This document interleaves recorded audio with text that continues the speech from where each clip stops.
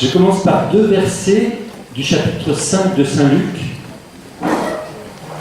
Jésus monta dans une des barques qui appartenait à Simon et lui demanda de s'écarter un peu du rivage. Puis il s'assit et de la barque il enseignait les foules. Quand il eut fini de parler, il dit à Simon, « Avance au large et jetez vos filets pour la pêche. » Lors de l'assemblée diocésaine, nous avons parlé de l'Église comme fraternité, comme communauté de frères. Ce que je voudrais commencer par rappeler aussi ce soir, c'est qu'il n'y a pas de fraternité sans Église. La formule peut surprendre. L'évangile que nous venons de lire invite à nous mettre dans la barque de Pierre, à nous écarter un peu de nos rivages habituels pour rendre une avancée possible, une avancée au large. Alors essayons d'avancer un peu dans une compréhension plus profonde, j'oserais presque le mot plus mystique de l'Église. Regardons-la avec les yeux de la foi, avec 2000 ans d'approfondissement spirituel, théologique. Qui est l'Église aux yeux de Dieu? Ne serait-elle que la somme des frères et des sœurs baptisés? N'est-elle que l'Église hiérarchique? N'est-elle que l'ensemble des catholiques ou l'ensemble des baptisés? Ne serait-elle pas plus que le peuple de Dieu visible? Nous disons que l'Église est le temple de l'Esprit Saint et le corps de Christ. Mais avons-nous conscience de ce que cela signifie? Car pour un incroyant, je dis bien un incroyant, l'Église apparaît souvent comme un obstacle. Mais même pour nous, même pour des croyants, même pour un croyant, l'Église aussi est parfois une épreuve. Combien seraient prêts à collaborer avec l'Église si elle n'était pas celle qu'elle est, avec tout son passé, certaines de ses idées, et puis surtout tous ses pécheurs. L'Église que le Seigneur voulait sans tâche se trouve blessée et ternie par ses divisions. Elle semble parfois irrémédiablement plombée par les travers les plus sombres de l'histoire humaine, où on lui accorde, avec plus ou moins d'honnêteté, une place prépondérante. Je vous cite les croisades, l'Inquisition, l'affaire Galilée, la réforme, les divisions, les richesses du Vatican. Elle est sans cesse obscurcie par le péché de ses membres, y compris de ses membres ordonnés. Ils en sont tous bien sûr à la pédophilie, mais aussi parfois au carriérisme. On en vient alors à opposer une Église qui serait sainte à ses débuts et pécheresse aujourd'hui. Comme la résultante de tout cela, et selon l'expression du cardinal Poupart, on l'évoquait à midi, aujourd'hui l'Église indiffère plus qu'elle n'exaspère. Or l'Église est et veut être le témoin permanent du Christ.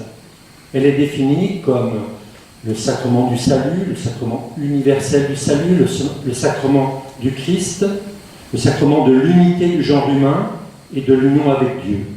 Ce sont des phrases qui viennent du Concile Vatican II. Comment comprendre tout cela aujourd'hui? Comment savoir qui est l'Église, qui est dans l'Église? Peut-on encore affirmer, une formule que vous avez peut-être entendue, hors de l'Église, oui, pas de salut. À tête des frontières, saint Augustin, que vous connaissez bien, pensait déjà que, je cite, beaucoup de ceux qui paraissent dehors sont dedans, et beaucoup de ceux qui paraissent dedans sont dehors. Des baptismaux, pour ceux qui connaissent, chapitre 5. Beaucoup déclarent aussi, de manière un petit peu rapide, parfois, nous sommes dans l'Église, nous sommes de l'Église, ou tout simplement, nous sommes l'Église. Sans chercher à justifier l'Église et tout ce qu'elle a fait, on pourrait ce soir faire un petit effort d'élucidation, de la voir comme pour un vitrail de l'intérieur, de la voir dans son mystère, dans sa profondeur et au-delà de ses mensurations. Car l'Église est aussi et d'abord un mystère de foi, le lieu même de tous les mystères de nos vies, le lieu d'attente de l'ultime venue du Seigneur. Pour comprendre ce qu'on appelle aussi la Jérusalem d'en haut, je vous propose d'abord de faire un tout petit état des lieux, un rapide survol. C'est pour commencer un peu tranquillement. L'Église dans l'histoire, quelques chiffres. Au 1er janvier 2016, c'est-à-dire il y a à peu près un an, la population mondiale s'élevait à 7,2 milliards de personnes et le nombre de catholiques à 1,3 milliard, ce qui fait 17,7%, vous avez bien calculé, de la population mondiale. Si on regarde ce qu'on appelle les circonscriptions ecclésiastiques, c'est-à-dire diocèses, ou des vicariats, ou des prélatures, etc., il y en a 3006 dans le monde. 3006. Et le nombre de prêtres est de environ 415 000 prêtres, 415 000. Il y a 351 000 missionnaires laïcs, c'est beaucoup, et 3 122 000 catéchistes. Voilà. On pourrait aussi penser que l'Église gère plus de 212 000 instituts scolaires de par le monde, ce qui fait qu'elle touche plus de 60 millions d'élèves. Si nous revenons en arrière, historiquement, nous pourrions dire que l'Église elle est née avec quelques disciples à Jérusalem.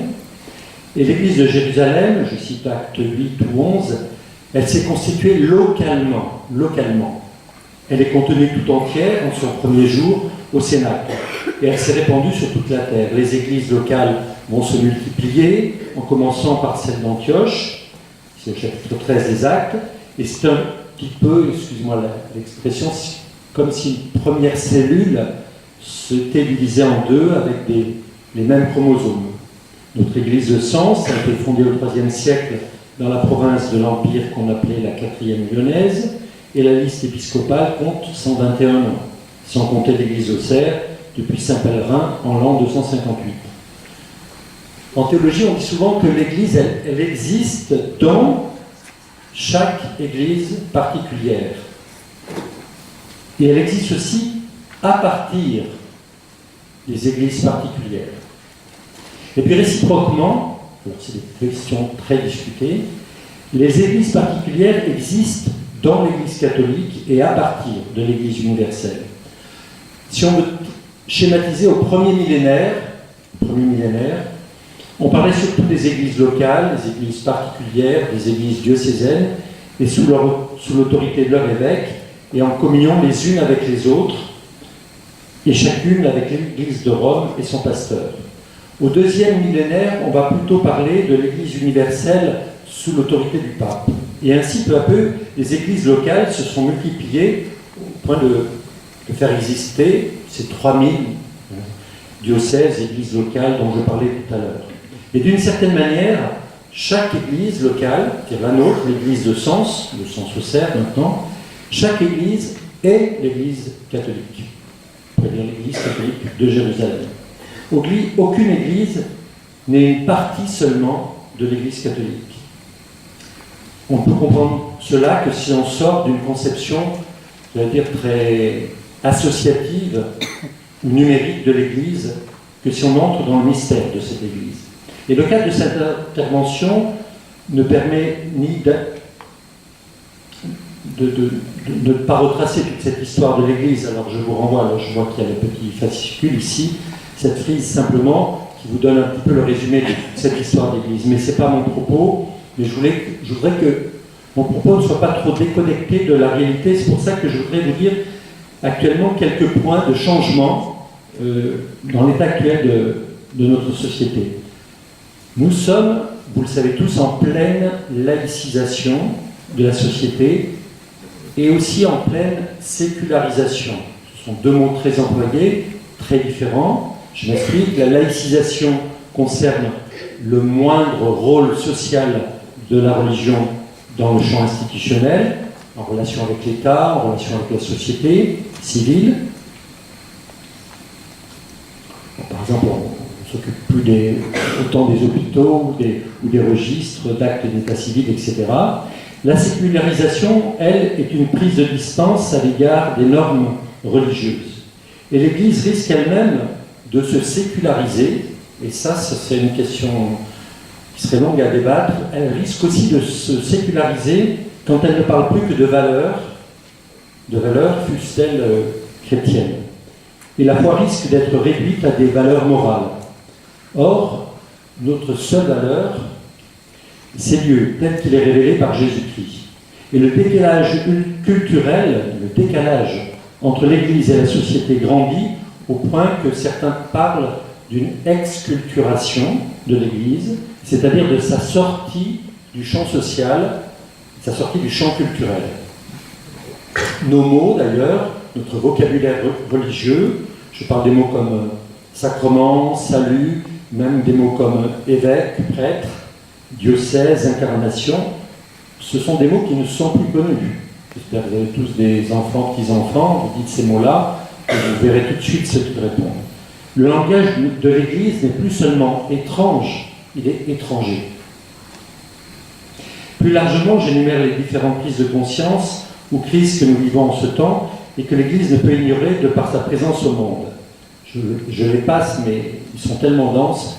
Prise de conscience écologique, on pense à Laudato Si, crise anthropologique, c'est-à-dire la question, la conception de l'homme, de la femme, du mariage, tout ce qu'on appelle aussi le transhumanisme. On va en évêque beaucoup parler en novembre prochain de la question du transhumanisme. Vous avez entendu aussi parler des PMA, des GPA, etc. La crise récurrente du monde de la finance. Je lisais ce matin un article incroyable de Gaël Giraud, en homonyme, dans Libération. Ça fait vraiment très très peur quand on voit les soit 240 000 milliards de dollars qui sont dans une bulle et qui pourraient éclater du jour au lendemain. Ça fait peur.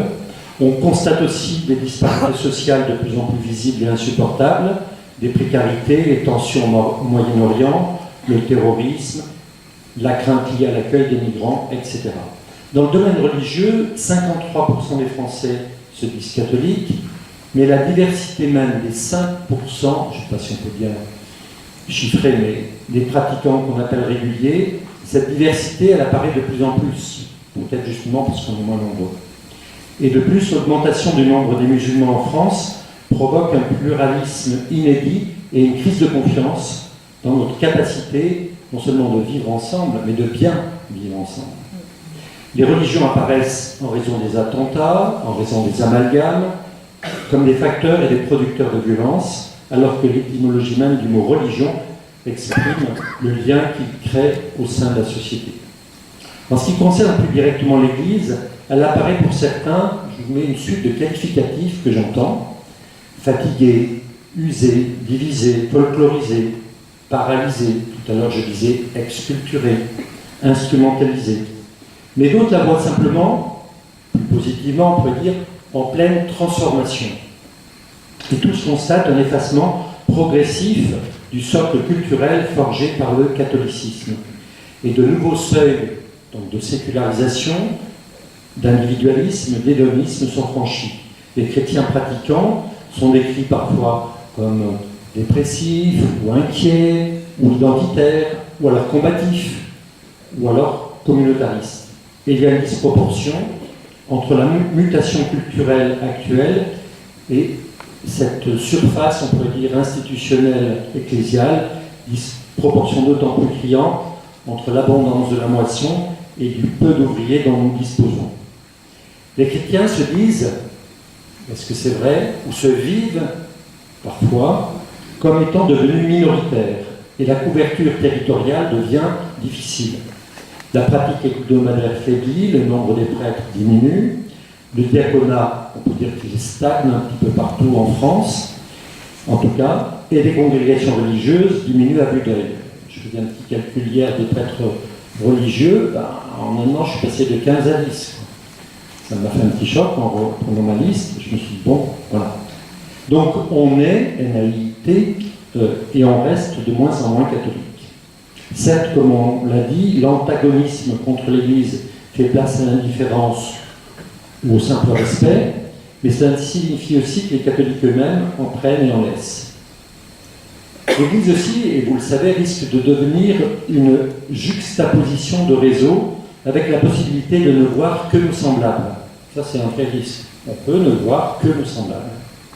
De façon plus positive, le nombre des catéchumènes augmente rappelant, et ça c'est vraiment important quand on les écoute, comme l'autre jour ici, chacun avec son récit, que la foi n'est pas héréditaire et qu'elle surgit là où on ne l'attend pas.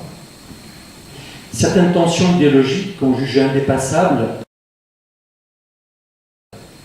il y a encore 20 ou 30 ans disparaissent. Par exemple, des oppositions, action, contemplation, ou liturgie, vie, piété populaire, engagement social.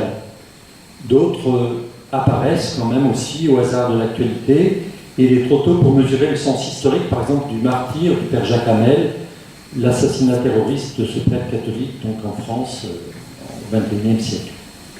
J'ai parlé de la laïcisation de la société, mais il faut évoquer également, bien dans un sens différent, peut-être une laïcisation aussi de l'Église. Ceux que l'on appelle au sein même de l'Église les laïcs agissent de plus en plus. Je dis donc positivement. Ils sont mieux formés et ont parfois des compétences que les prêtres n'ont pas. Comment reconnaître leur autorité respective? Ça, c'est une question, voilà. Une autorité pastorale, une autorité liée à un diplôme universitaire ou autre. L'Église est affrontée aussi à la contingence de son histoire, affrontée à sa propre contingence. Il arrive des choses, là, il arrive des choses. Et nous sommes dans un monde à la croisée des chemins, et certains parlent d'une mutation gigantesque. Le monde est en crise, mais ce mot doit s'entendre soit en termes d'échec, soit en termes de mutation, de dépassement, de transformation, de recherche de nouveaux sens ou de signes de croissance. La société devient pour certains dure, alors là je cite aussi des mots qu'on trouve dans quelques articles, elle devient dure, nomade, inquiète, fluide, précaire, fragile, éphémère, provisoire, complexe, corrompue, émotive, incertaine, inhospitalière. On pourrait continuer. Et en même temps, une citation, la société réussit parfois à garder confiance en elle-même pour affronter collectivement cet avenir incertain. Les points noirs ne doivent pas cacher de multiples initiatives de solidarité et de fraternité. En quelques secondes, on peut voir défiler tout ce qu'il y a de positif. Je repense encore dernièrement une visite pastorale ici à la paroisse Saint-Germain, à la visite de l'épicerie solidaire. Nous étions ensemble. Voilà. Rien que ça, ce sont des belles fulgurances. Enfin, on constate aujourd'hui une difficulté nouvelle à être missionnaire. Et cette difficulté, à mon avis, elle naît d'une inévidence de Dieu. Dieu ne va plus de soi. Certains refusent même de l'envisager.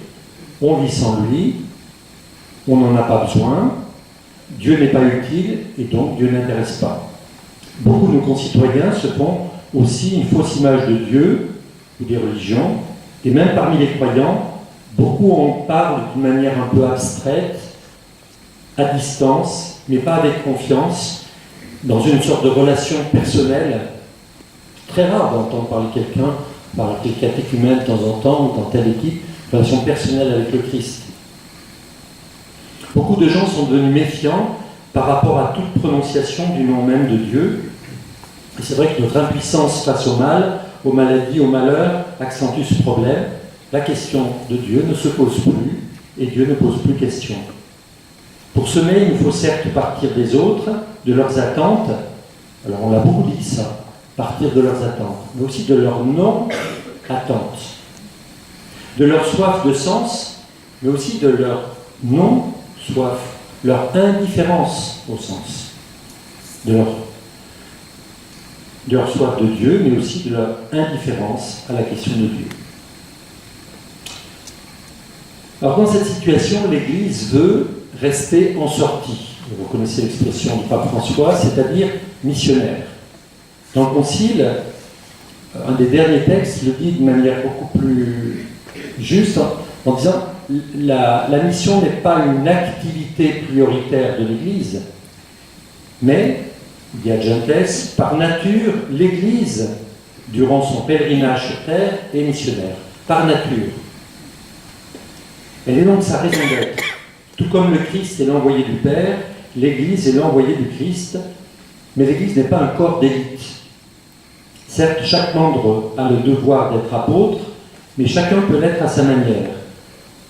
On emploie un mot, vous avez peut-être entendu parler, on dit que l'Église catholique, elle est multitudiniste, la multitude, pour la multitude.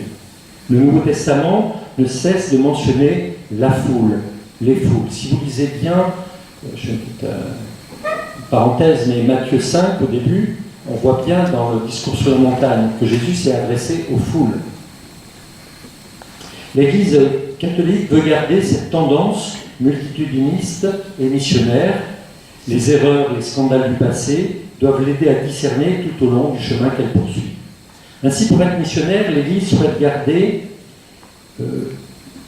on a parlé beaucoup, c'est de l'option préférentielle pour les pauvres, ou l'amour de préférence pour les pauvres.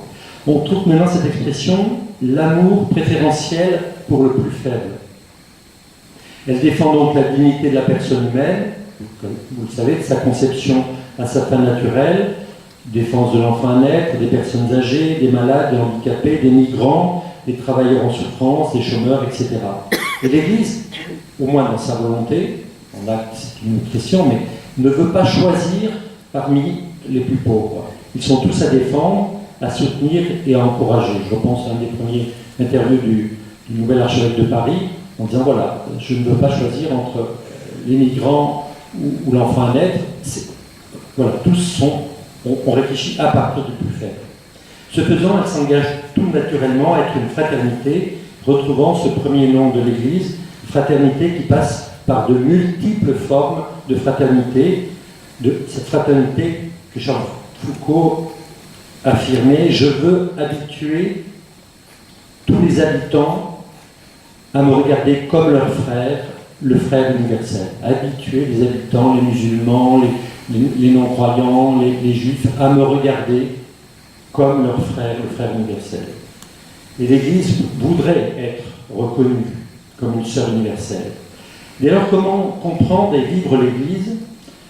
Fondamentalement, il ne faudrait pas se tromper de combat.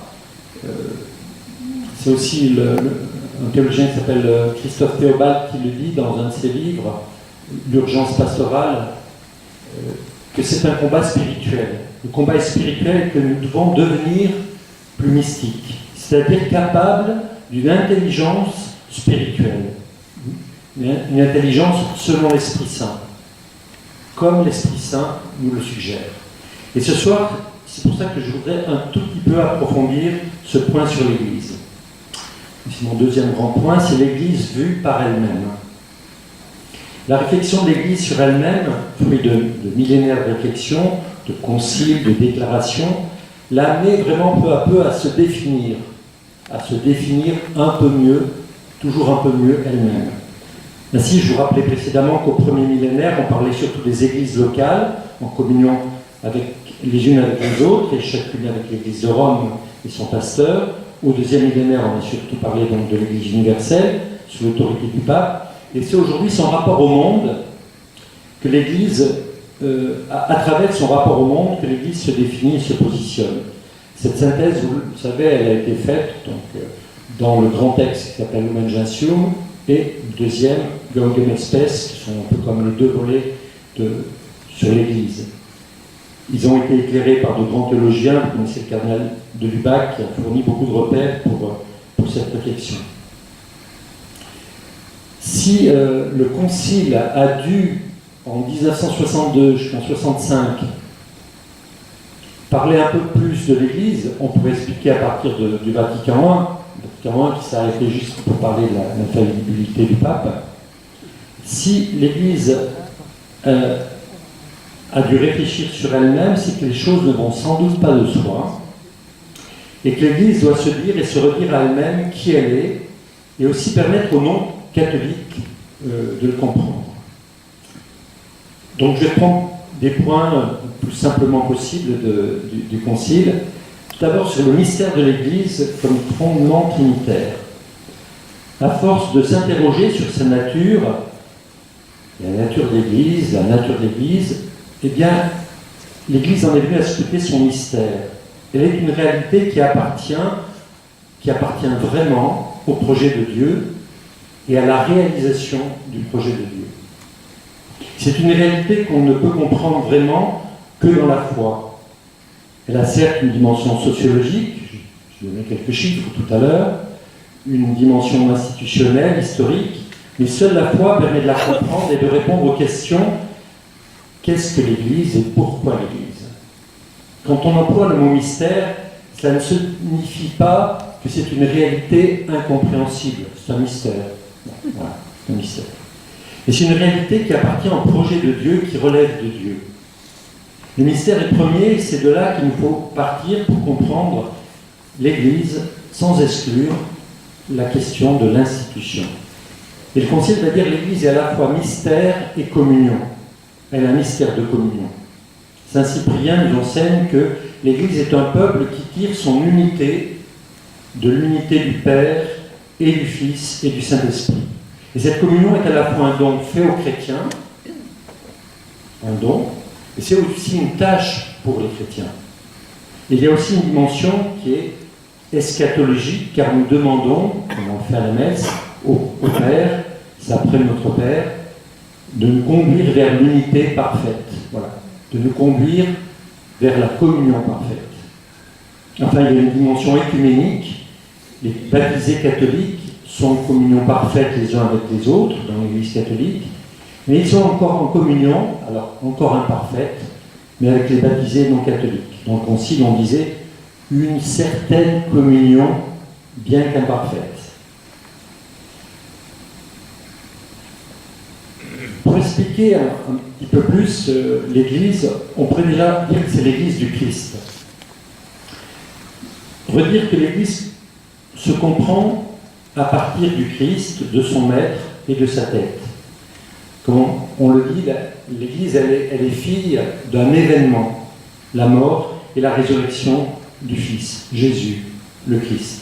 Et c'est Saint Paul qui donnera cette perspective. Le Christ est la tête du corps, la tête de l'Église. Vous connaissez l'hymne aux Colossiens. Et dans l'Épître aux Éphésiens, il dira, pour l'Église, le Christ est la tête, lui qui est le sauveur de son corps. On voit bien que l'unité est essentielle, mais que la distinction demeure le Christ est le sauveur de son corps, et non l'inverse. Et saint Irénée parlera de l'Église comme du corps entier de l'œuvre du Fils de Dieu. C'est saint Augustin qui sera conduit à parler du Christ total. Il aura souvent cette expression quand il commente tous les psaumes, il parle toujours du Christ total, le Christ et l'Église. Et vous connaissez l'expression de Jeanne d'Arc, de Jésus-Christ et de l'Église, il m'est à vie que c'est tout temps. Ainsi, l'Église renvoie au Christ, comme la lune renvoie la lumière du soleil, elle vient du Christ. Et si le Christ est le sacrement de Dieu, le signe de Dieu, plus que le signe, l'Église est le sacrement du Christ. Et c'est pourquoi l'Église cherche plus à faire signe qu'à faire nombre. Elle devrait être un immense signe, un grand sacrement qui vivifie nos 7 sacrements. Un signe du Christ, car lui-même est signe du Père. Et l'Église n'existe que pour montrer le Christ et nous conduire à lui. Si Jésus n'est pas sa richesse, l'Église est misérable. L'Église n'existe que pour rendre Jésus présent au monde, elle doit l'annoncer et le montrer. Mais justement, l'Église annonce-t-elle vraiment Jésus-Christ, lui qui dit « Vous serez mes témoins ». Le tout dernier verset des Actes des Apôtres est limpide quand il se termine sur la mention de Paul. C'est le dernier verset, chapitre 28, verset 31. Il annonçait le règne de Dieu, Paul, et il enseignait ce qui concerne le Seigneur Jésus-Christ avec une entière assurance et sans obstacle. Il y a bien la chance. Sans obstacle. Alors certes, il faut s'organiser, faire vivre des œuvres, prévoir des finances, détendre des tensions dans les paroisses, il faut s'insérer dans la vie sociale, etc. Mais tout est bien en vue de l'Évangile. Certes, une question finit à la langue par se poser, à travers tant d'activités. Le message essentiel arrive-t-il encore à filtrer ? Cette question a été posée en 1953 déjà. C'est pas d'aujourd'hui. Voilà. en 53, bien avant le concile, on dit est-ce que notre message, il arrive à filtrer? Pire, l'Église ne devient-elle pas un écran? Ne devient-elle pas celle qui arrête notre regard vers le Christ? Ne conduirait-elle pas plus vers l'homme seul que vers l'homme Dieu? Comment faire pour que l'Église annonce et laisse se manifester celui qui l'a construit et pour qui seul elle existe? Alors chacun de nous à sa modeste place, et l'Église. Mais rappelons-nous, nous sommes comme les doigts qui pointent vers le Christ. Vous connaissez votre expression sur le doigt, j'imagine. L'Église aussi, elle n'est pas seulement l'Église du Christ, elle est l'Église de l'Esprit. Si on avance un tout petit peu, nous disons dans le credo, et d'abord le symbole des apôtres, je crois en l'Esprit Saint, virgule, à la Sainte Église catholique. Voilà. Nous associons vraiment l'Église à l'Esprit. Et l'Église est la première œuvre de l'Esprit, on pourrait dire même son œuvre propre. Nous ne disons pas que nous croyons en elle, on ne dit pas que nous croyons en l'Église, nous croyons en toute la Trinité et dans l'Église. Nous croyons en l'Esprit Saint s'unissant l'Église. Nous pouvons croire qu'en Dieu seul. La foi, au sens le plus fort, ne s'adresse qu'à Dieu. Et Dieu, justement. Nous croyons que l'Église n'existe pas pour elle-même, mais pour Dieu. L'Église n'est pas Dieu, mais elle est bien l'Église de Dieu. Et nous y sommes baptisés au nom du Père, et du Fils et du Saint-Esprit. Et dès lors, chaque chrétien agit comme membre de l'Église. Chaque chrétien est aimé singulièrement par le Christ, mais jamais séparément du reste du corps. Jamais séparément du reste du corps. Il nous aime dans son Église. Il nous voit dans son Église puisque c'est en elle que Dieu nous veut. Et l'Église est une mystérieuse extension de la Trinité dans le temps. C'est une expression d'Henri de Lubac. Là, l'Église est emplie de la Trinité. Et nous souvenir qu'elle est bien l'Église de Dieu nous gardera de toute réduction sociologique. Parce qu'on a vraiment, parfois trop vite, cette tentative de réductionnisme qui a été encore dénoncée ce matin dans un texte de la Congrégation pour la doctrine de la foi signé par le pape, en disant on a toujours cette tendance à être des réductionnistes.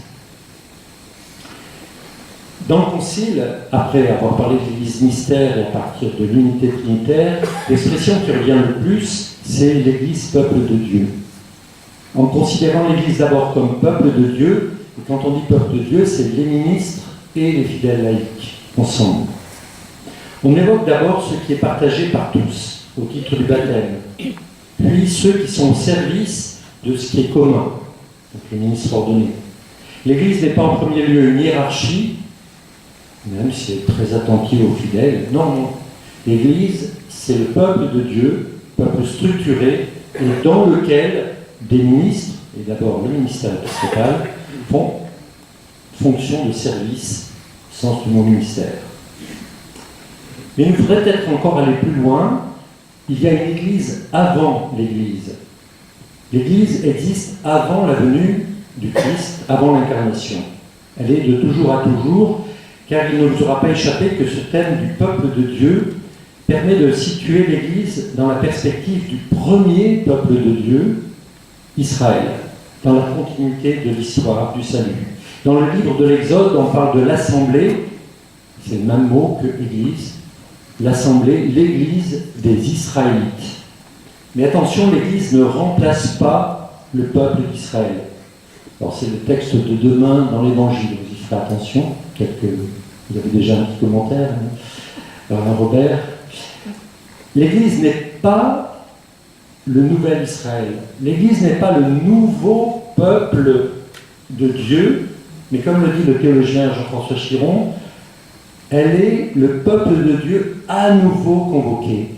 C'est beaucoup plus inclusif. Bon, je n'ai pas le temps de faire un petit excursus, mais je vous parlais de ce texte qui est paru ce matin à Rome, qui s'appelle Placuit Deo, et qui est très très intéressant sur cette question-là. Mais bon, je n'ai pas beaucoup le temps d'en parler, si ce n'est de dire que nous appartenons à l'Église, certes, mais nous appartenons d'abord au Christ, en étant dans une relation singulière avec son Église. C'est pourquoi on peut affirmer que chaque être humain est d'une certaine manière, chaque être humain est d'une certaine manière dans une relation à l'Église, une relation que parfois Dieu seul connaît. Et le cardinal de Lubac expliquait que déjà, dans l'union d'Adam et Ève, est préfigurée l'union de Christ et de l'Église. Ainsi, nous faut voir l'Église de Dieu dans son projet créateur. L'Église existe depuis le commencement du genre humain, depuis la création du monde. L'idée n'est pas nouvelle, puisque Origène, ça ne vous dit rien, c'est 185, 250 à peu près après Jésus-Christ.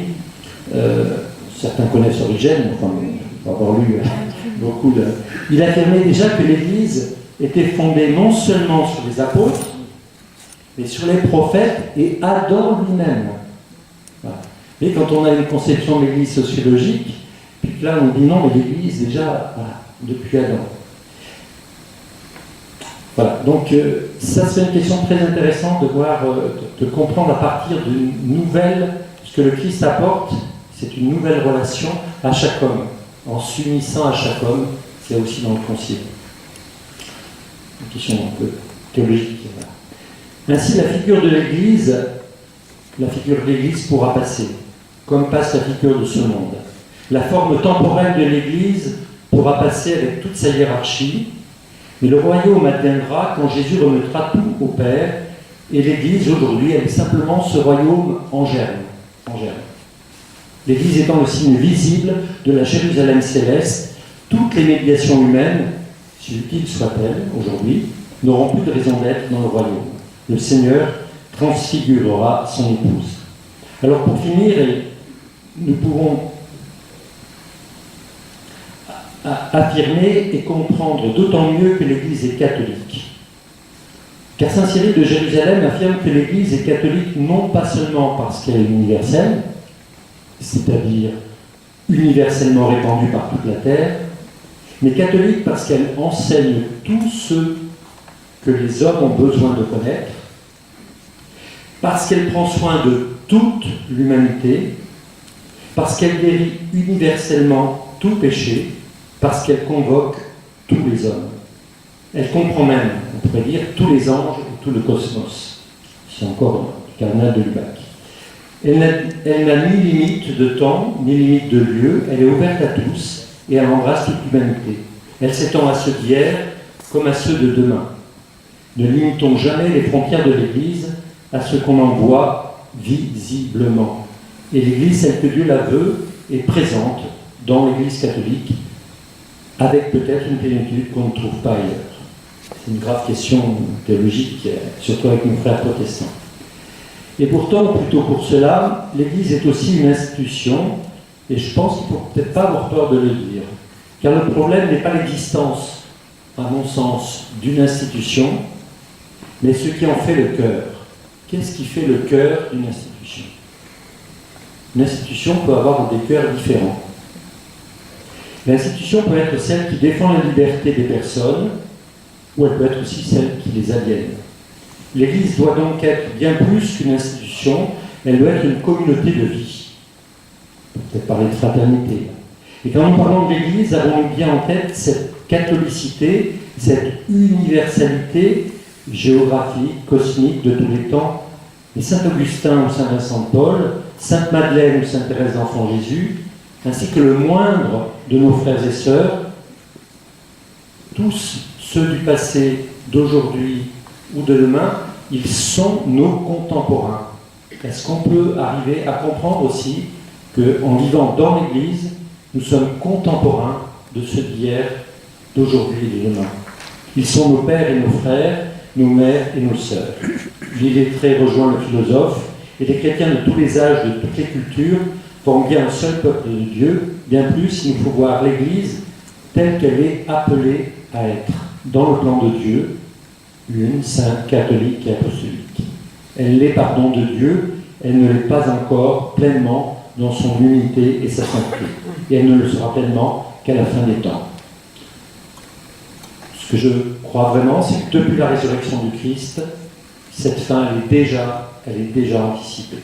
Quand j'écris ma devise, ressuscité avec le Christ, j'écris d'une certaine manière ce qu'est l'Église. Nous sommes déjà ressuscités avec le Christ. Ma troisième partie, pour finir, ça sera justement l'Église fraternité, pas d'Église sans fraternité. L'Église n'est pas au service d'elle-même, nous le savons, mais du monde. Je cite Gaudium Espèce, il n'est rien de vraiment humain qui ne trouve écho dans son cœur. Toute l'attention qu'on doit avoir à l'humain et qui trouve écho dans le cœur, le nôtre, comme celui de l'Église. L'Église n'est pas seulement signe pour le monde, mais le monde aussi est le signe pour l'Église de sa propre universalité en tension vers le royaume. C'est le monde qui nous dit que nous sommes aussi une Église qui doit être universelle. Je vous cite là le numéro 44 et 45 de Gaudium Espèce. De même qu'il importe au monde de reconnaître l'Église comme une réalité sociale de l'histoire, et comme son ferment, de même l'Église n'ignore pas tout ce qu'elle a reçu de l'histoire et de l'évolution du genre humain. Bien plus, l'Église reconnaît, c'est quand même beau d'écrire ça, elle reconnaît que de l'opposition même de ses adversaires et de ses persécuteurs, elle a tiré de grands avantages et qu'elle peut continuer à le faire. Alors, au fond, on est persécuté, attaqué, etc., on va se plaindre. Et si on commençait par se dire qu'on peut en tirer, comme dit le texte du Concile, de grands avantages. Et au numéro 45, qu'elle aide le monde ou reçoive de lui, l'Église tend vers un but unique, que vienne le règne de Dieu. Et on voit ici apparaître non pas une double relation, comme dans le passé, Église-État ou Église-Société, mais une triple relation, l'Église, le monde et la tension vers le royaume. L'Église dans le monde, mais avec une tension, on est tendu vers, alors le mot tension, il y a deux mots, on tend vers, mais en même temps, ça nous fait vivre une tension intérieure et intérieure en nous comme dans l'Église. Aujourd'hui, on ajouterait peut-être même un rapport avec les autres religions. Ce qui importe surtout, là je prends une phrase qu'on prendrait de la Mission de France, c'est de mieux définir la justesse de l'attitude chrétienne. La justesse de l'attitude chrétienne. Dans toutes nos relations, il importe de ne pas perdre notre âme ecclésiale. L'Église n'a ni à imposer ses idées, ni à s'enfermer dans une sacristie. Elle indique une inquiétude ordinaire. Une inquiétude ordinaire par sa tension vers le royaume. Elle est dans le monde, mais aussi avec ses combats, parfois ceux du monde, parfois les siens. Et plus l'Église est fidèle à l'Évangile, plus elle sera écoutée et aimée comme son maître. Mais, rajoutait un théologien, n'oublions pas aussi que même si elle est fidèle à l'Évangile, elle sera peut-être aussi plus méconnue et plus persécutée. Le monde les a pris en haine, Jean 17, 14. La baisse qu'on constate un peu, dans les visites pastorales je le constate, la baisse de l'anticléricalisme, dont on se félicite parfois, ce n'est pas toujours un heureux signe. L'Église offre donc un mélange, dans le visible même, du divin et de l'humain, et notre humanité garde son penchant vers le mal. Notre Église aussi a de bons et de mauvais pasteurs. Il y a des chrétiens médiocres et des saints.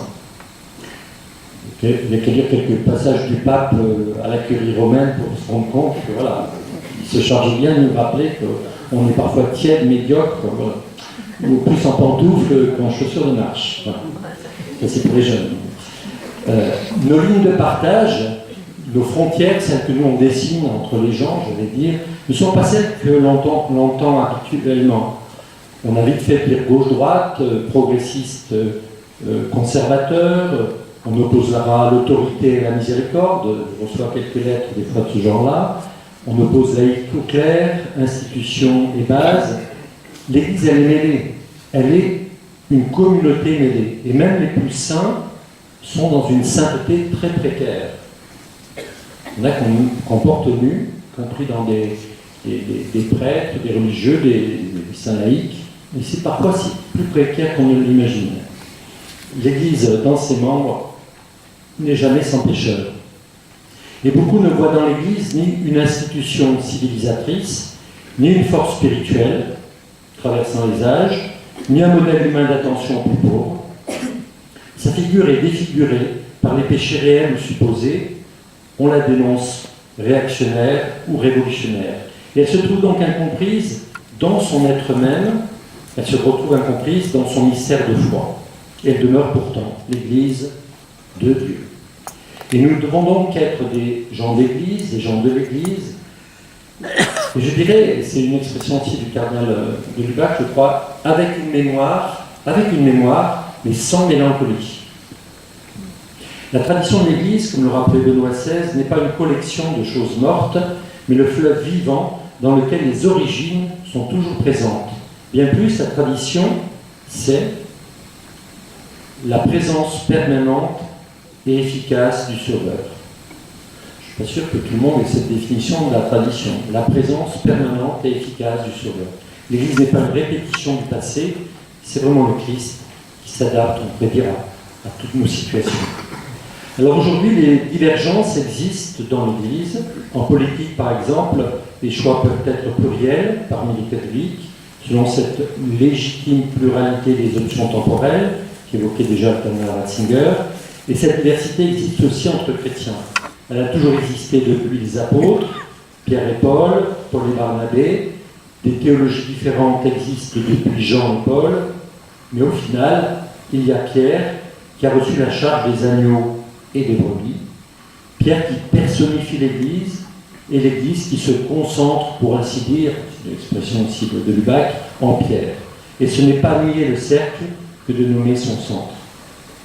L'infaillibilité du pape, c'est d'abord celle de l'Église. Et on comprend qu'elle ne s'exerce que dans de très très rares moments. On peut les compter sur les doigts. Car c'est bien l'Église qui a reçu l'Évangile, qui a recueilli l'Évangile, qui l'a conservé, qui l'a commenté, et l'Évangile se lit dans l'Église. Et l'Église renaît avec l'Évangile médité et vécu. Je ne vais pas faire un couplet là-dessus, mais vous connaissez, je pense que ce n'est qu'à partir de là, l'Évangile lu, médité, relu et en l'Église, que nous pourrons avancer. Et pour cela, elle a besoin des autorités, pas celles de la tradition seulement, mais celles de la raison, notamment des théologiens, et celles de l'expérience. Là, je pense aux gens ordinaires, aux charismatiques aussi. Voilà. Comment tenir compte à la fois de la raison et de l'expérience. Ainsi, dans l'Église, les prêtres doivent reconnaître l'autorité des laïcs dans leur formation et leurs compétences, et tout aussi naturellement, les laïcs doivent reconnaître l'autorité que les prêtres ont reçue par l'ordination. Seule une réelle réciprocité entre tous les partenaires de la mission, laïcs, prêtres, diacres, religieux, religieuses, prêtres, etc., peut ouvrir des chemins nouveaux. Et je voudrais terminer par une expression qui, ce sera la fin de l'intervention, qui naît aujourd'hui sur une expression qui est un peu étrange, qu'on appelle une église liquide. Le pape François estime que la pastorale, en termes missionnaires, exige d'abandonner le confortable critère pastoral du « on a toujours fait ainsi ». On a toujours fait ainsi. Et depuis quelque temps, des théologiens et philosophes réfléchissent à ce qu'ils appellent d'abord une société liquide. Alors qu'est-ce que c'est qu'une société liquide ? Eh bien, il y a des philosophes comme Zygmunt Bauman qui écrivent « La modernité liquide, elle est caractérisée par le primat des relations, de la communication, de la logique de réseau, en faisant une différence avec une société solide qui, elle, se caractérise par les institutions et puis la stabilité socio-géographique, on pourrait dire. C'est cela qu'appelle Zygmunt Bauman appelle une société donc liquide. Mais alors, si une société est liquide, est-ce que l'Église doit-elle devenir liquide ? Appliquée à l'Église, ça signifie que la vie chrétienne serait basée plus sur l'activité de l'esprit spirituel et moins sur les structures. La paroisse solide, on peut dire la paroisse elle est solide, elle vise tous, tout pour tout en un lieu. On pourrait imaginer qu'une paroisse liquide s'ajouterait on pourrait y ajouter un partous pour parvenir à toucher de nouvelles personnes que les paroisses peinent à rejoindre. Tous les baptisés seraient appelés à déployer ce dont ils sont capables pour l'annonce de l'Évangile, notamment auprès de personnes qui n'imaginent même pas, que l'Église puisse leur offrir une réponse à leur soif spirituelle. L'actuelle paroisse solide représenterait le quotidien, la proximité avec la figure du curé, l'Eucharistie dominicale, et avec des nouveautés qui existent déjà, des repas partagés, des groupes de réflexion, de prière, de formation, des parcours alpha, des groupes bibliques, etc. Mais cette paroisse qui est solide et qui demeure, renonçait à tout couvrir. Elle vise la multitudiniste, mais ne peut guère atteindre le tous, le tout le monde. Alors certains disent, par exemple, le doyenné serait par exemple le lieu du déploiement d'une paroisse plus liquide, où on pourrait déployer beaucoup plus de compétences, beaucoup plus de créativité. Alors, derrière, je me disais dans notre diocèse, je pensais presque un peu au plus divers, en me disant, voilà, il y a un endroit peut-être où il y a des choses qui ne peuvent pas se vivre, qu'on n'a pas mis en œuvre en tout cas, mais qui peuvent se vivre dans un autre type de lieu. Et donc certains imaginent une paroisse liquide avec le beau, le bon et le vrai. Le beau par des expositions, des concerts, de la culture, le bon par l'attention aux migrants, aux plus pauvres, aux plus faibles, et puis le vrai par la formation, les conférences, les dialogues. Je vous résume, mais c'est une manière de dire comment inventer quelque chose qui serait plus englobant, où vraiment les paroisses solides existeraient, parce qu'il faut du repère pour le plus grand nombre, pour la multitude, et notamment des plus pauvres qui n'ont pas d'autres repères, parce que la fluidité, elle irait plutôt évidemment vers des gens qui ont plus de facilité avec des réseaux, et qui ont des relations, et qui ont de la communication. Je conclus, je ne sais pas si j'ai dépassé mon 51 minutes. Quel sera le visage de l'Église de demain ? Nul ne peut le dire. Ce que je sais et ce que je crois, c'est que ce sera toujours, comme je le disais tout à l'heure, l'Église de Dieu. L'Église du Christ, il est le même hier, aujourd'hui et demain. Et donc, elle, l'Église, est la même hier, aujourd'hui et demain. Ce visage viendra surtout de l'Esprit Saint, parce qu'on nous reproche parfois de ne pas avoir justement une Église trop christo-centrée, pas assez pneumato-centrée, centrée sur l'Esprit. Ce visage viendra peut-être plus de l'Esprit Saint, mais il ne se dessinera pas sans nous. Il ne s'agit pas ici de soigner les apparences, mais de répandre sur tous la clarté du Christ. C'est le début de Lumen Gentium numéro 1. Répandre sur tous la clarté du Christ. Et donc de rayonner le Christ en Église. Nos pires infidélités ne sépareront pas l'Église du Christ. Nos lassitudes portent peut-être aussi une germination obscure. On peut lire nos lassitudes comme quelque chose de mal, de pas bien, et peut-être qu'on peut le lire aussi avec un autre regard de foi, avec une germination obscure. Et les saints jailliront toujours. Alors vous l'aurez compris, il n'y aura pas de fraternité sans Église, parce que je crois vraiment qu'elle reste l'Église de Dieu, mais il n'y aura pas d'Église sans fraternité. Et j'avais relevé en l'an 2000, quand j'étais à Lyon, sous la plume d'un prêtre lyonnais, que la vie de l'Église dépend moins de la place qu'on occupe que de celle qu'on fait aux autres. La vie de l'Église dépend moins de la place qu'on occupe, alors j'occupe la place de l'évêque, voilà, que de la place qu'on fait aux autres. L'Église n'appartient effectivement à personne, sinon au Christ et à Dieu, et puis nous savons que le petit nombre soulève la multitude. C'est une expression du cardinal Ratzinger, tout début, enfin c'est même le père Ratzinger quand il était jeune théologien, le petit nombre soulèvera la multitude. Alors ne soyons pas, par pitié, les propriétaires de l'Église, mais soyons-en quand même des membres fidèles et joyeux. Je vous remercie. Ce sont des délucidations qui vous viennent ou pas, mais s'il y en a, je vais y répondre. J'ai essayé de faire le topo pour moi déjà, d'une certaine manière, pour essayer de comprendre où j'en étais de l'Église.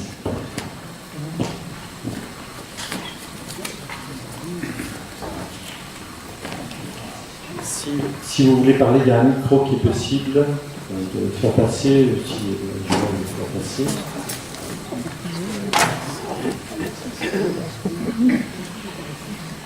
C'est un petit peu... bon, ça assomme. Ça traîne corps dans nos corps. Oui, ça traîne corps dans le corps, voilà. Et dans nos têtes.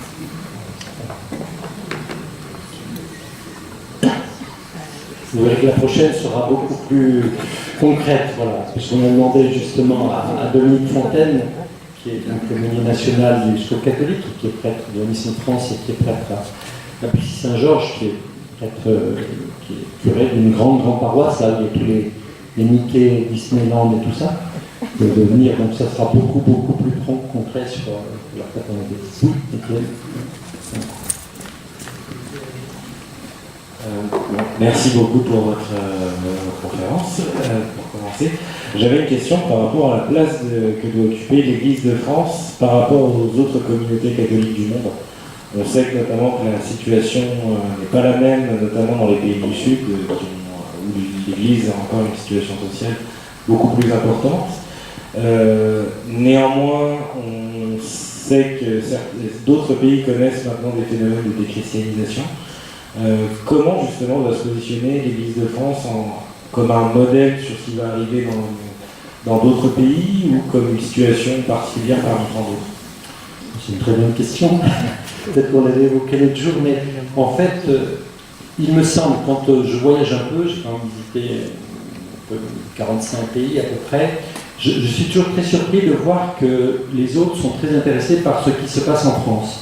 Quand on va à Milan, quand on va en Suisse, quand on va en Pologne, encore j'étais l'an passé, je devais y être la semaine prochaine, mais j'ai pas le temps, mais ils nous demandent toujours notre témoignage. Par exemple, quand on a écrit la lettre aux catholiques de France, une manière de proposer la foi, il y a 20 ans, et parce qu'ils estiment que d'une certaine manière, on est toujours la fille aînée d'Église.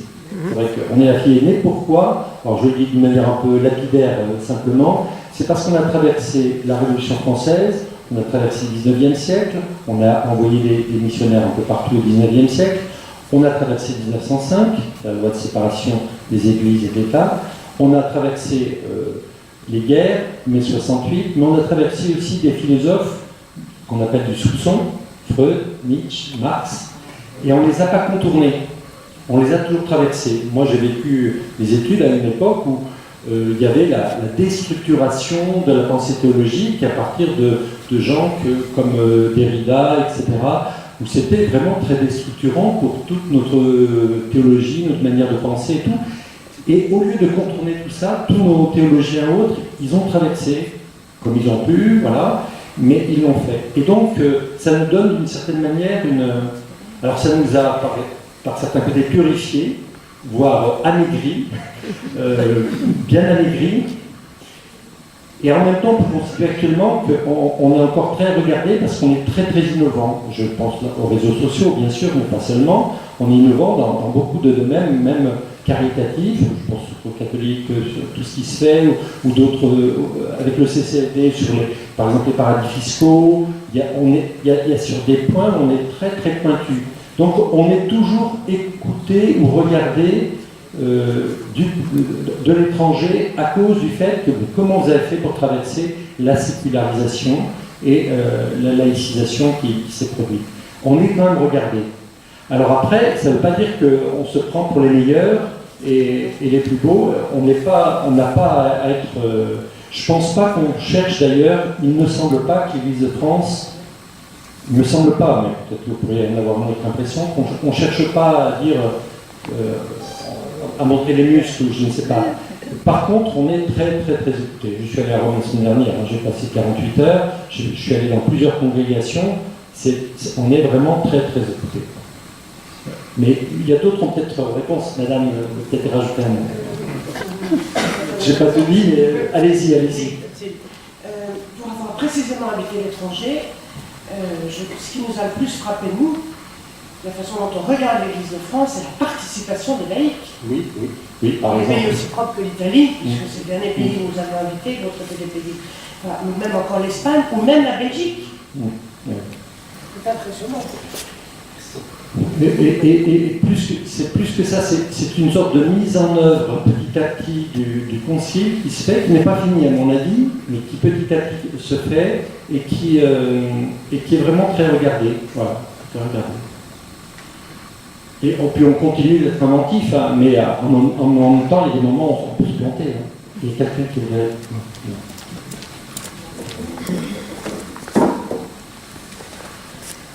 Tout d'abord, déjà merci beaucoup pour cette très belle conférence qui donne ce bel aspect de tous les visages multiples de l'Église de France. Moi, je pense à une chose particulièrement. Notre Église de France, dans toute sa diversité, dans tous ses visages, comment est-elle et comment agit-elle par rapport à cette grande problématique des chrétiens d'Orient? Et je pense à toutes ces églises chrétiennes orientales qui subissent tant de violences, de persécutions, Comment l'Église de France se positionne par rapport à tout ça? Qu'est-ce qu'il en est concrètement? Alors, il y a plusieurs... Il y a par exemple l'initiative même des fidèles, qui sont soit en association, et il y en a plusieurs ordres. Hein. Il y a Fraternité en Irak, par exemple, les Chrétiens d'Orient, etc. Donc, il y a des associations qui sont... Là aussi, c'est symptomatique de chrétiens qui prennent leurs responsabilités.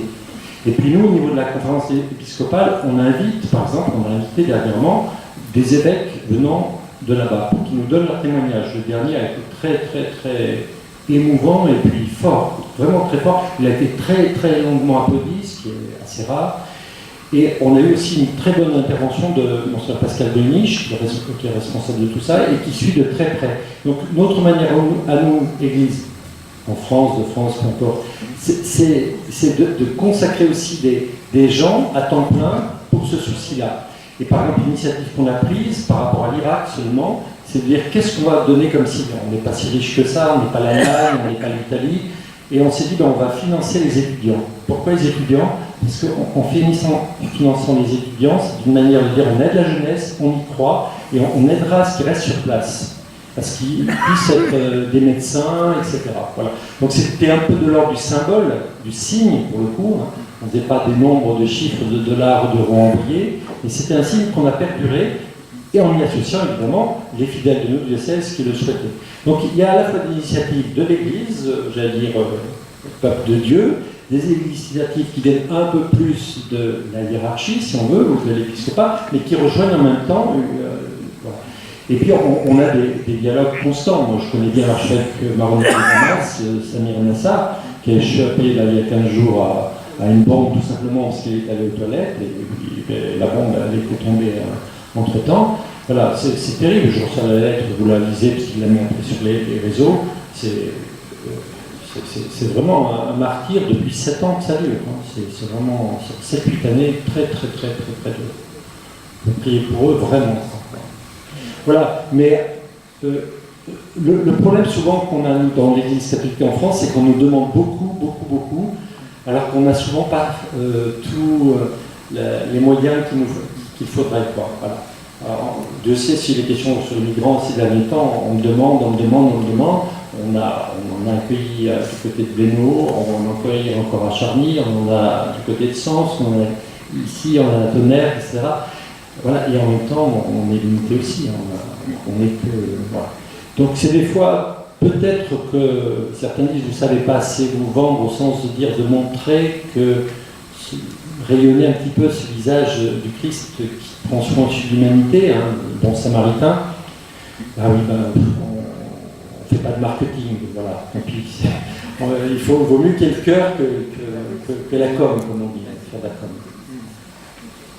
J'ai peut-être pas tout répondu à la question sur l'Église de France tout à l'heure par rapport au monde, mais par exemple les Églises d'Afrique, on peut regarder aussi, ils ont beaucoup reçu de nous, en bien et en moins bien aussi, hein, parce que nous, il y a 150 ans quand on y est allé, ou il y a 100 ans, voilà, c'était aussi avec les méthodes de l'époque et tout, ils ont pu prendre aussi tous nos péchés avec. Hein. Donc il n'y a pas que, c'est pas toujours... Et en même temps, on voit bien qu'on est en train de vivre une autre phase actuellement, avec le Sénégal, où on est en train de faire peut-être un partenariat ou un jumelage, d'église à église. Je disais tout à l'heure, on a beaucoup accentué l'église locale dans le 1er siècle, plus un peu plus l'église universelle avec la papauté et autres dans le deuxième millénaire. On arrive peut-être aujourd'hui à réconcilier les deux, c'est-à-dire que l'église communion d'église locale. On parle beaucoup d'une église communion d'église locale. C'est-à-dire que nous sommes l'église de Sens-Auxerre, unie à l'église de Rome, mais aussi à l'église de Ziguinchor au Sénégal. Et c'est en créant ces liens-là d'église à église que ça permet aussi de redonner un peu de souffle mutuellement. Parce qu'aujourd'hui, on parle tout le temps presque maintenant en termes de réciprocité. Et pas simplement je donne puis l'autre reçoit, ou l'inverse. Mais c'est de plus en plus qu'est-ce qu'on peut donner, qu'est-ce qu'on peut recevoir. C'est un peu le sens. Une petite question, là, parce que tout à l'heure vous avez abordé conservateur, progressiste et tout, et c'est vrai qu'en France on a cette richesse de cette diversité d'expression de foi. Beaucoup de groupes par les missions de France, on peut parler des charismatiques, on peut aussi parler des gens qui vivent beaucoup d'une façon classique leur foi. Même des traditionnalistes. Même des traditionnalistes aussi, on a dans notre diocèse, je pense qu'en plus le diocèse, on a aussi une belle palette de personnes très intéressant. On a tout. Très intéressant. Moi j'aime bien, on est un peu prévu avec tout le monde. Mais est-ce qu'on, justement, pour rejoindre un peu, est-ce qu'à l'extérieur, donc un peu dans les autres pays, on a ce même phénomène aussi de diversité qui fait notre unité, en fait, qui fait notre richesse, notre unité de cette Église, là, peut-être qui donne ce côté universel, puisque c'est très divers. Est-ce qu'ailleurs, on peut rencontrer ce même profil, est-ce qu'il serait propre aussi plutôt à l'Église française, en France? L'Église en France, pas de France. Votre question, il faudrait presque prendre pays par pays, tellement c'est... Mais non, mais je veux dire, à partir de votre expérience, bien sûr. Oui, mais ça serait vraiment très long, parce que si on parle de l'Italie, ou si on parle de la Belgique, ou si on parle de l'Espagne, de la Pologne, ou si on va en Argentine, là où vient le pape, il y a vraiment des grandes différences. Moi, je ne suis pas du tout un expert de tout ça. Il faut vraiment... je ne sais pas s'il y en a qui connaissent. On a un service spécial, nous, pour les relations avec toutes les autres services d'église en monde. Donc, on a un secrétaire national aussi qui suit toutes ces questions, puisqu'on a aussi des aumôniers des Français et d'étrangers un peu partout qui nous permettent d'avoir tout ça. Mais moi, je suis incapable, déjà, rien que de comprendre l'extrême diversité. C'est presque une mosaïque, hein, notre église en France. Hein. Quand on prend la liste de tout ce qui existe en association, en mouvement apostolique, en mouvement éducatif, mouvement spirituel, et qu'on fait la liste et tout, on le voit d'autant plus difficilement aujourd'hui qu'on n'arrive plus à mettre des aumôniers partout. Et que comme on n'arrive plus à mettre des aumôniers partout, il y a des endroits où ça déraille un peu, et quand ça déraille, vous avez vu ces derniers temps, qu'est-ce que ça provoque? Des polémiques. Donc c'est quand même une question qui est... Et il n'y a pas d'autre solution d'ailleurs sur cette question-là qu'une formation beaucoup plus approfondie. C'est-à-dire un approfondissement soit par une conception du Christ et de l'Église, et puis par la connaissance de l'Évangile et beaucoup de choses. Mais ça demande du temps. Et se former, ça me semble aujourd'hui capital si on veut. Pour ça que dans les petites fraternités, si on n'écrit pas leur fiche, ils pourront l'apprendre. Et le dernier point, c'est un temps pour se former. C'est à mon avis très très important. Quoi. Très très important. Si je ne voulais pas faire le test au début, mais si je vais donner un papier à tout le monde, et que vous me dites qu'est-ce que pour vous l'Église, et que j'ai tout recueilli, je suis sûr que j'aurais eu une grande diversité déjà voilà, une grande diversité. J'ai fait le test avec vous l'autre jour aussi. Mais du coup, en faisant le test, on arrivait finalement à avoir presque toutes les têtes de conde du peuple de Dieu jusqu'à l'Assemblée, des fidèles, etc.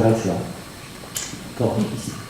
Mais bon, je ne peux pas répondre parce que cette diversité-là, par contre, elle est quand même assez crucifiante, notamment pour les ministres ordonnés.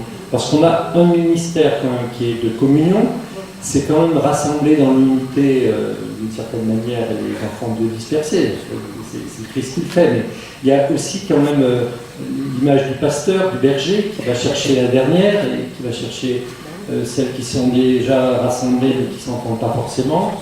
Et bien sûr, quand on est évêque, mais même simple prêtre, je pense que, je vous demande à Arnaud, mais il dirait la même chose, je crois qu'on a quand même une grande diversité. Je dis souvent, c'est pas 180 degrés, c'est 360. Il y en a qui peuvent tirer dans le dos. Ou même du dessus, on peut presque dire en 3D. Alors voilà, soit on se lamente, soit on se dit, ben non, on garde le cap. Il nous faut garder ce souci que le Christ nous a dit, soit le berger. Paix mes brebis, soit le berger de mes agneaux. Voilà, c'est quand même, pour moi, le texte de Jean 21 me semble être plus important, mais il est aussi le plus difficile. Quoi. Le plus difficile. Encore une, ici, à quelle heure il est 21h49, pas trop faire. Oui. Léo d'Auxerre. Dominique. Moi, c'est un peu humoristique parce qu'en fait, j'ai été un peu interpellé et choqué quand j'ai entendu cette loi contre les athées. En Égypte, il parle Alors, ça m'a fait un peu réfléchir par rapport aux Albanais que je connais qui dans leur pays ont été persécutés et qui aujourd'hui vivent, je dirais, remarquablement chrétiennement, mais qui ne veulent pas s'engager parce qu'en fait, ils ont tellement été persécutés parce qu'ils appartenaient à un mouvement que quelque part, ils s'engageront jamais quelque part. Alors quand j'ai entendu cette manifestation par rapport à l'Égypte, je me dis, ils ont compris que les gars, ils ne veulent plus s'engager, ils se planquent quelque part, ils ne veulent plus se convertir parce qu'après on va leur dire, toi t'es, et à ce moment-là on va pouvoir les nommer et les persécuter. C'est peut-être un peu hors sujet, mais c'est aussi, je pense que ça montre aussi un état de conflit généralisé qui ne va pas non plus dans le bon sens de la conversion. Oui, là, c'est une vaste question. À midi, on parlait aussi, on passait dans tous les pays, mais on était allé jusqu'en Chine pour avoir tout ce qui se passe aussi, et qui est très, très, très compliqué pour le pape François, le cardinal Parolin surtout, qui a été longtemps en Chine pour la question de l'église clandestine, l'église patriotique, comment reconnaître les évêques de l'église patriotique. Si on les reconnaît, en fait, c'est l'église clandestine qui en pâtit, etc. Donc c'est vraiment très très difficile. On ne se rend pas compte, mais nous on a quand même une liberté, voilà, ordinaire. C'est même plus facile actuellement. Les relations par exemple avec l'État, on avait déjà l'instance Matignon depuis M. Jospin, mais actuellement on sent qu'on est beaucoup plus demandé notre avis. Alors écoutez, on ne sait pas. Et qu'au moins on puisse s'exprimer dans des lieux qui rendent possible de donner notre avis, ça c'est déjà bien. Quoi. On va voir le débat sur l'euthanasie, vous avez vu le texte des 150 députés, là, c'est vrai que maintenant si on ne s'appuie plus que sur des sondages et sur un texte de signataire, on se demande à quoi sert un parlement, voilà. Donc ça a posé quand même beaucoup de questions. Quoi. On va encore en parler à Lourdes aussi, largement, dans 15 jours.